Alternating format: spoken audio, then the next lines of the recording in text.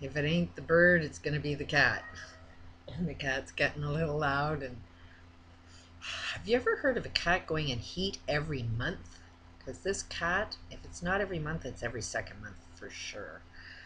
Um, so ignore the background if that happens to start up.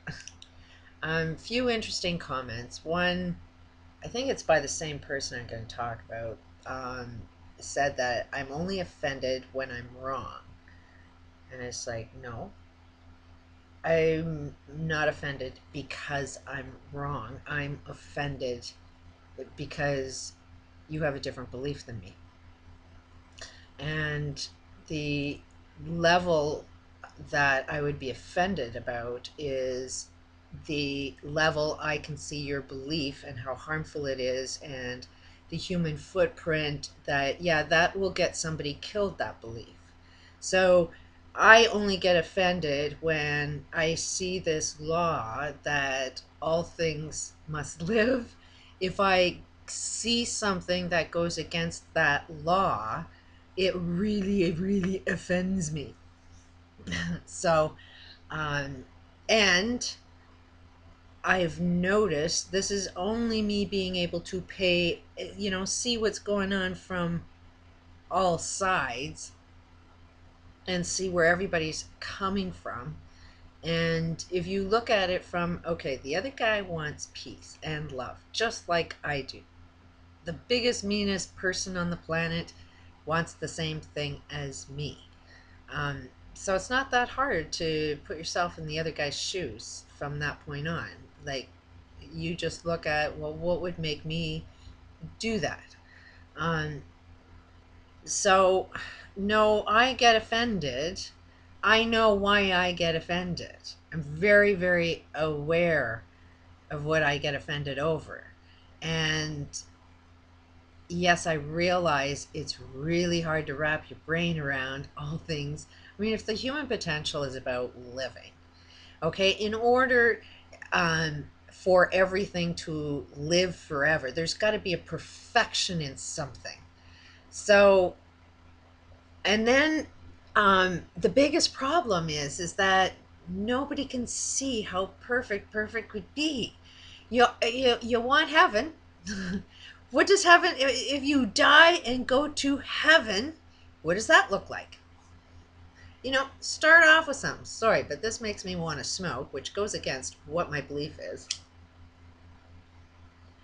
Because at the end of the day, you have to value me. And if I have zero value for what I've discovered, then I may as well be dead. And we'll replay this game all over again. And it's the game of hell. So it's sort of in your face that, yeah, we're all one in this. That if I die, you guys all, it doesn't work. So it's like the guy that's dying today that you're unaware of, it's blood on our hands, because there is a different way, and that is the life purpose, is to constantly do this hell game, and it will be hell. There was never a time that this was a fun game.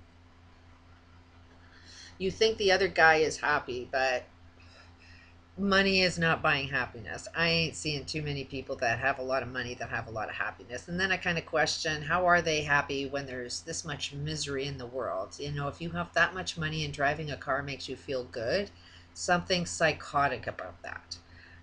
If everybody else on the planet is starving but you, I would say you are the cause of why everybody's starving. And it's like, that can't be all that happy knowing that people are going to wake up who you are. So, um, and that would tend to create a lot of enemies. So, anyways, I see that as, can things be perfect? Yeah, things can be perfect. Are things perfect? Hell no, but yes. Um, it's perfect in, you need everything to happen exactly perfectly the way it is for you to understand and comprehend what it is you want in the first place. I mean, everybody wants heaven. I mean, everybody wants something that they can't get. Everybody wants peace right now, but they can't get it. Everybody wants to experience love, but they can't get it. So you can't come and tell me that living life eternally is a possibility, because the only way to get there is to create heaven on earth, or peace, world peace.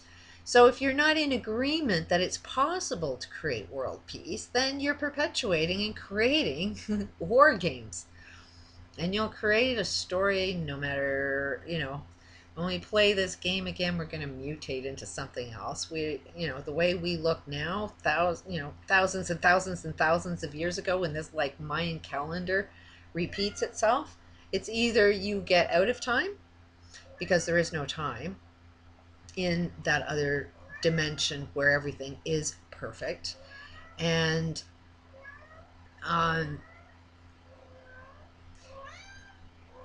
the key to perfection is to see you don't have to work at it. It's already perfect.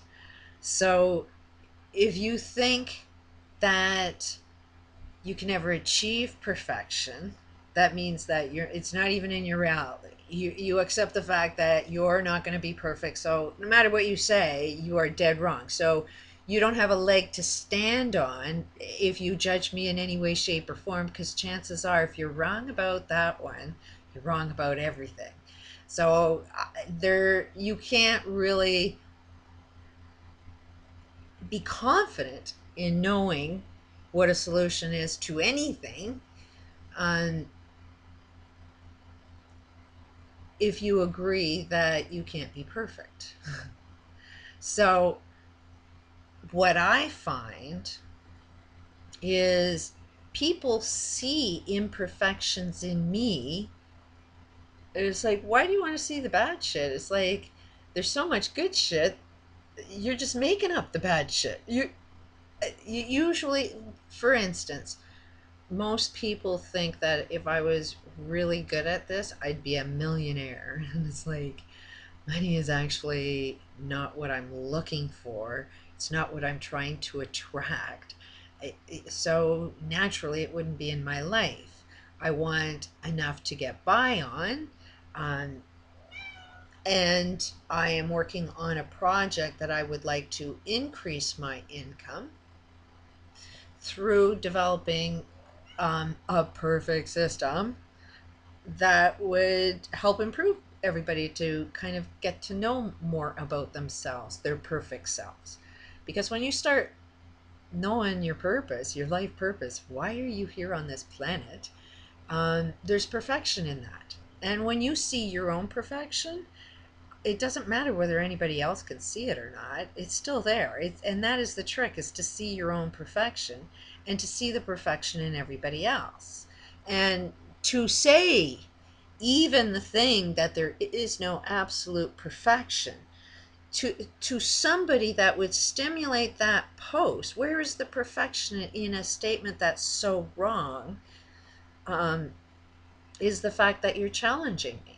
I'm going to answer you. And you told me that um, I get offended when I'm wrong. So you knew that telling me that I was wrong when I'm saying I haven't seen anybody prove me wrong yet. Um, you were stimulating the conversation. So it's um, it's perfect that if you have a thing for perfection. Um, it's an absolute in your life that you want to get it right. You want to be this, really, really fully understand the meaning of everything. You kind of want to get it right, but accept the fact that, okay, if you're not perfect, it's okay. Um, and ultimately, it'll kill you. So it's basically that's what it is so what? You fucked up. You died. You're just part of the process. You needed to do everything that you needed to do that led you to this conversation right now that says you're perfect. Do you know it? Do you see every single thing that you're doing is absolutely perfect? And you want to say that I talk about the bad stuff in my life? It's absolutely perfect, because I remember when I was a kid, I was born on Christmas Eve. So I lived in a very, very small town. going to smoke again. Whatever I talk about and happen to smoke, there's some strong association there going on. And it's associated smoking kills. Um, so things that I talk about lately with smoking on here, the fact that I would go against everything I believe with, whatever I'm talking about in that moment has a specific relationship to me. Um, but anyways, moving on. Um, the perfection in all of the bad stuff that has happened to me was when I was really young, and I experienced so much love because I had, like, my dad had 8 sisters, and I was born on Christmas Eve, and everybody's hugging and kissing me, and then everybody's saying I was everybody's present, and I was like the center of attention. Everybody told me how cute of a baby I was. It's like, how could you not feel love when you're worshipped that much by that many people?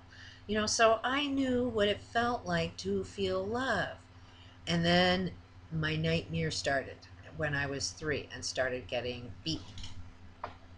And I could see what was in my head at a very young age. It was like living life from an experience of, well, what's causing that? And I could see what caused me to experience that level of love from like birth to 3 years old. I remember it well. And, um, but then at 3, shit happened. And what happened at 3? My brother was born.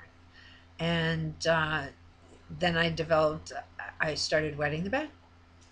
And I was beat every morning. The doctors and churches were saying I was lazy, and it went on for a year. And this is a kid that just had a wedding problem. And it caused so much abuse. I received so many beatings. I was told how dirty I was, how everything that you could beat a person down emotionally was done to me, and physically, for a year. I woke up to that. And, but I looked at it, and I had always said, I really want to understand the meaning of life. And so I needed to understand what caused that first part of that abuse.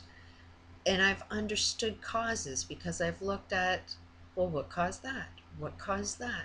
What would cause that?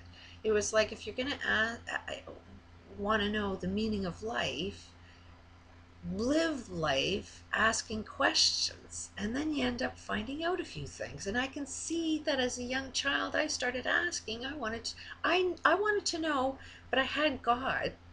Sorry, but I had this connection with God, and because I guess we went to church, I didn't really like the church, but started talking to this guy that started making me feel good and started telling me, hey, why don't you figure out why? And, he showed me miracles. So it was like trying to understand who God is too, because this thing was in my life all the time and always guided me down really, really good paths. So, um, every ounce of hardship that I go through, I know I'm about to expand my knowledge about the meaning of life. So I never ever look at anything as a challenge. I never really, um, I see the value pretty fast. I have emotions, and I wear them on my sleeve. Always, always have. Everybody's always told me that I'm sensitive. Yes, I'm very hypersensitive. I can feel negative energy right away, and I know what that love is. So, and that's what I want for me and for everybody else. And that sending that out is very, very offensive for some reason. So, had to understand that. Um,